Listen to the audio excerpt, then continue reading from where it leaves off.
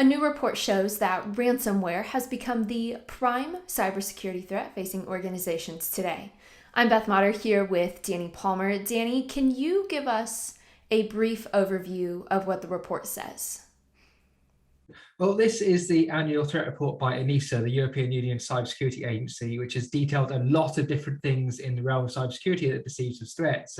Malware, ransomware, phishing, crypto mining attacks, cyber attacks by nation states, so everything. There's a lot of things in this report, but it does note that ransomware is the prime risk, as it describes, to organizations at the moment, just because of the amount of impact these attacks are having. I mean, it seems that almost every day, it seems now, there's reports of some big organization falling victim to ransomware, which means that cyber criminals have got into their network, planted malware which encrypts the files, then they trigger that, then demand a payment in order to hand over the decryption key.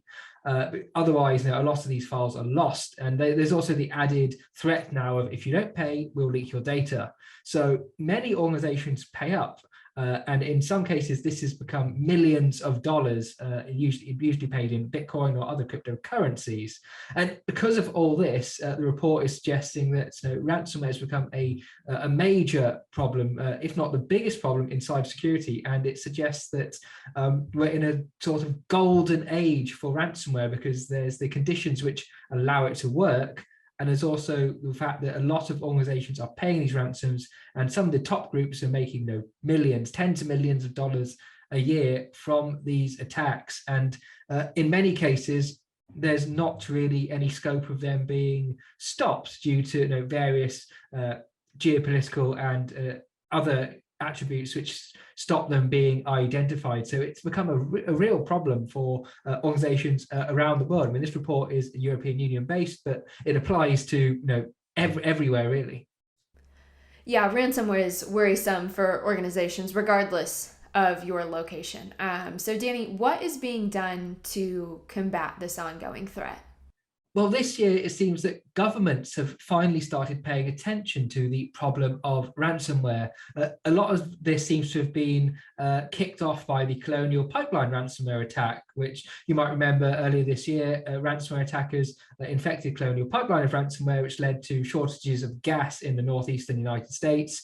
And this had very much an impact on the real world, for want of a better term. People were stockpiling gas. There were various reports of people trying to bag it in as many ways as possible, quite literally in some cases, as there was footage of people trying to store gas in plastic bags. So this was very much an example of how ransomware had an impact on the real world. And Colonial ended up paying the attackers about $5 million in Bitcoin for the decryption key so they could start the systems again.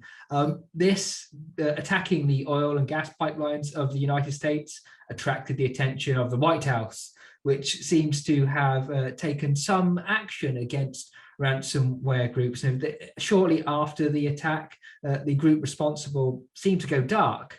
And there were suggestions that the FBI and other authorities had seized or taken control of some of their infrastructure, although this group seems to have returned now under a different name. There's also been several meetings of world leaders where they've discussed the problem of ransomware. There was recently a 30-nation meeting where various leaders spoke about the issues of ransomware and how it affected them, from North America, from Europe, from Asia, though notably not Russia, as it was not invited to this meeting, because there's a strong suggestion amongst cybersecurity professionals and lots of people in national security that Russia is allowing cybercriminal ransomware groups to operate from within its borders. I mean, with the caveat that if they do not attack Russia, then they're not going to interfere.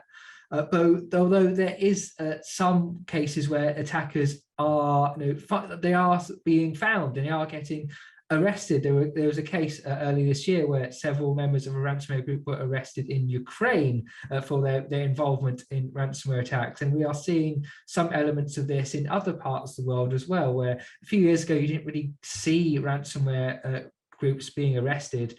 So it seems that this is happening more and more now. Though, of course, because these groups are so organized and so professional, there's always someone else to come in to fill the gap, because this pays so well, the risk is worth it, I suppose. And if you can make millions of dollars and there's only a small chance that you'll get arrested, there's people lining up in order to do this.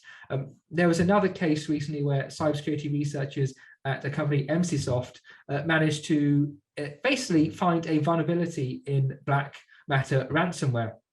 This meant that they were able to contact victims who fell victim to black matter, because in this case they paste who the ransomware groups say, this is who has fallen victim, because they publish who they're attacking right now.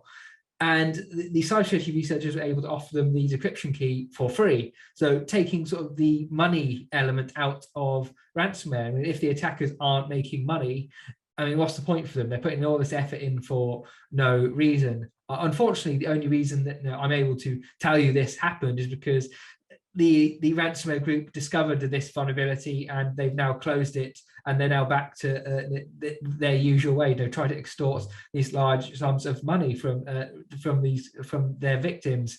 Like a lot of things in the world, and crime in particular, it does come down to money.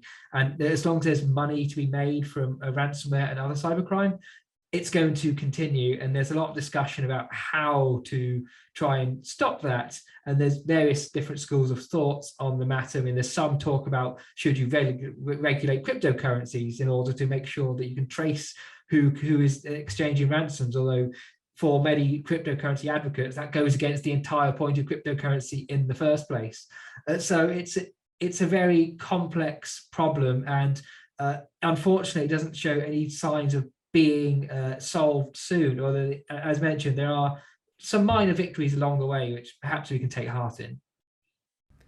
Yeah, we'll really have to hold on to some of those minor victories because, like you said, it's a very complex topic and it's not going to be resolved anytime soon or overnight. There's a lot going on. Danny, thank you so much for reporting on this. It's always interesting to hear what the latest happenings are in the cybersecurity world. And as always, to keep you informed, be sure to stick with ZDNet for all things cyber and all things tech. Thanks for watching.